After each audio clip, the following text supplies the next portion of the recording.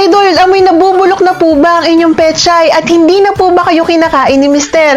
Baka mamaya, Idol, ay nahihiya lamang yan dahil naaamoy na po niya ang masangsang at malansa at amoy nabubulok po na isda, Idol. At ang malala, amoy patis o kaya naman po amoy bagoong na ang inyong pong pechay. Ang laki ng problema ko, mga Idol. Paano ba naman yung pechay ko, yung kifi nangangamoy?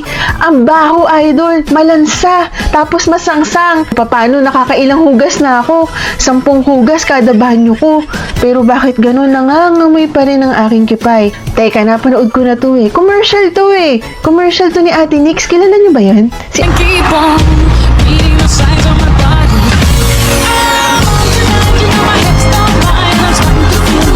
Nangangamoy na po ba ang inyong pechay? Ito po ba ay parang amoy malansa na nabubulok na po ba, Idol? Yan po ba ay makati at kayo po ay kamot ng kamot? Hindi po si Mister ang kumakamot, kundi kayo po mismo dahil sa sobrang kati, Idol. Ano nga ba ang nangyayari kay pechay? Alam niyo po ba, Idol, meron po tayong tinatawag na lactobacillus sa ating pong katawan. Ibig sabihin, good bacteria po yan sa ating pechay. Ang ating pong katawan meron po yung natural flora. So, okay lang po na merong bacteria.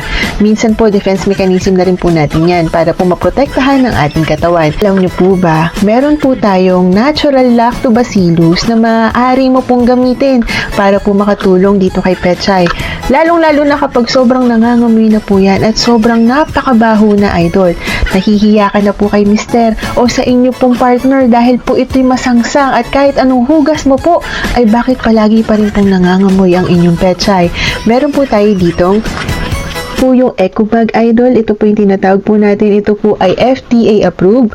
Aprobado, Idol, na gamitin po ng mga kababaihan para po ikaw ay makain at ikaw po ay magkaroon po ng napakabango at maayos po ang inyo pong pechay.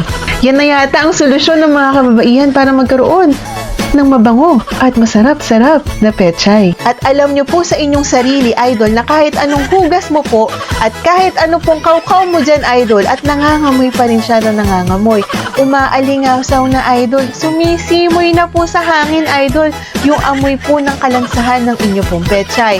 Ano nga ba ang nangyayari dyan, Idol? Alam nyo po ba, base po sa pag-aaral, meron po tayong good bacteria at bad bacteria sa ating pechay. Yan po ay normal lamang para balanse ang buhay. Pero mas kailangan po natin ng good bacteria sa ating pechay. Ang ating pong pechay, meron po tayong acidic level niyan. Meron po tayong 3.8 to 4.2 na acidic level. Kailangan po ma-maintain po natin yan. Kailangan maasim-asim. May asim ka pa, Idol. Kailangan po ganyan, Idol, para po mas marami pong good bacteria ang nag-grow kesa po sa bad bacteria. Pag dumami po ang bad bacteria sa atin, Idol, lalo na yung environment po ay nawawala ang pagkamaasim, takot po kasi ang bad bacteria sa maasim-asim.